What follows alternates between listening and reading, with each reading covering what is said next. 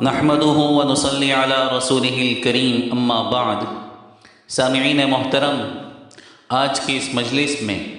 جہیز کے عنوان پر چند باتیں آپ کے سامنے عرض کرنے کا ارادہ ہے۔ جہیز، ہائے رے جہیز، ہائے جہیز کی لعنت، تو نے ایک بیٹی کو باپ کے لیے بوجھ بنا دیا۔ جس بیٹی کو اسلام نے رحمت بنایا، جس کو میرے نبی نے باعث برکت و سعادت بتایا، تو نے اسی بیٹی کو باپ کے ناتواں کاندھوں کا بار بنا دیا۔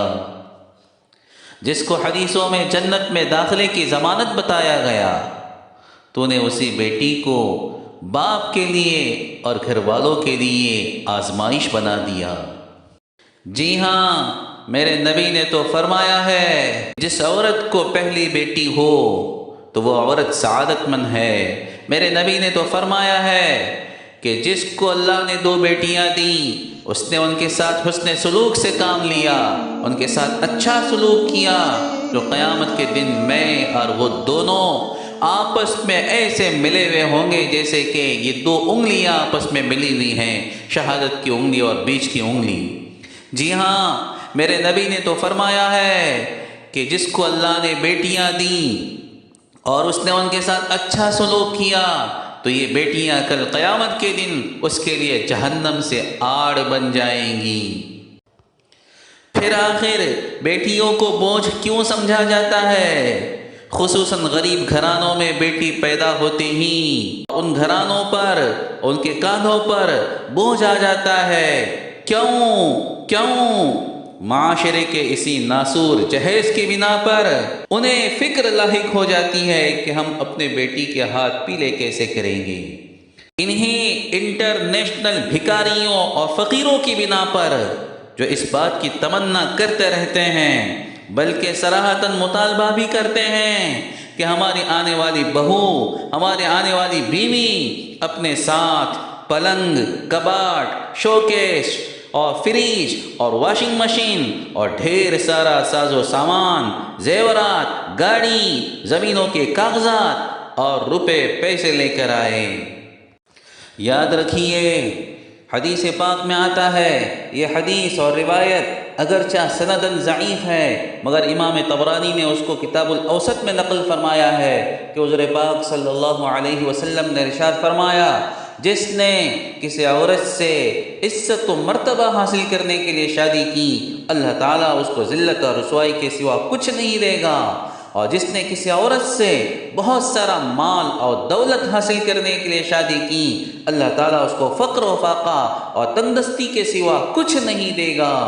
اور جو شخص کسی عورت سے اس لیے شادی کرے کہ اس کا خاندان بڑا ہے، مجھے بھی عزت اور شہرت مل جائے گی، اللہ اس کو ذلت اور پستی کے سوا کچھ نہیں دے گا۔ اور جو شخص کسی عورت سے اس لیے نکاح کرے کہ اپنے نگاہوں کی حفاظت ہو سکے اور اس کی شرمگاہ کی حفاظت ہو جائے یا صلہ رحمی ہو، تو پھر اللہ تعالیٰ اسے ہر اعتبار سے خیر و برکت عطا فرمائے گا۔ اس حدیث پاک میں صاف طور پر بتلایا گیا ہے کہ جو شخص مال و دولت حاصل کرنے کے لیے نکاح کرے گا اور گویا جہیز کی تمنا رکھے گا، تو یہ پہلے بھی بھکاری تھا اور بعد میں بھی بھکاری رہے گا، اللہ اس کے فقر و فاقے میں مزید اضافہ کر دے گا۔ میرے دوستوں، اگر نکاح کے موقع پر باپ اپنے بیٹی کو یا بھائی اپنے بہن کو کوئی چیز تحفتاً دے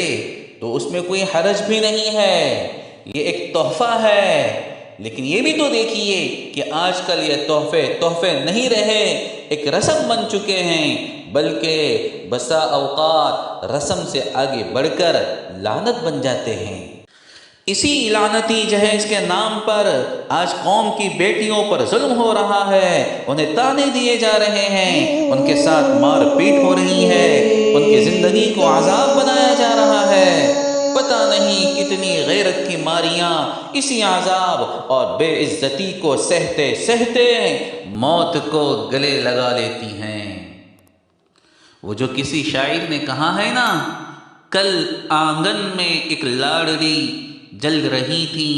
ابھی جس کے ہاتھوں میں مہندی رچی تھی، خطاؤں میں خطا اس دلہن کی یہی تھی، خطاؤں میں خطا اس دلہن کی یہی تھی کہ جہیز کی فہرست میں ابھی کچھ کمی تھی۔ میرے دوستوں اور بھائیوں، اب ہمیں یہاں دو چیزیں کرنی ہیں، دو چیزیں ہمارے کرنے کی ہیں۔ نمبر ایک،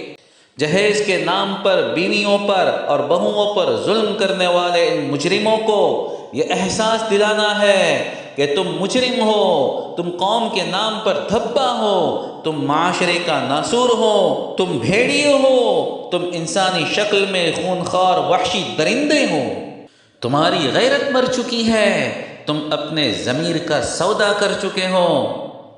اس لیے کہ ان وحشی درندوں کو یہ احساس بھی نہیں ہوتا کہ انہوں نے کتنے گھرانوں کے لبوں سے مسکراہٹیں چھین لی ہیں اور کتنے ماں باپ کے جگر کو پاش پاش کر دیا ہے۔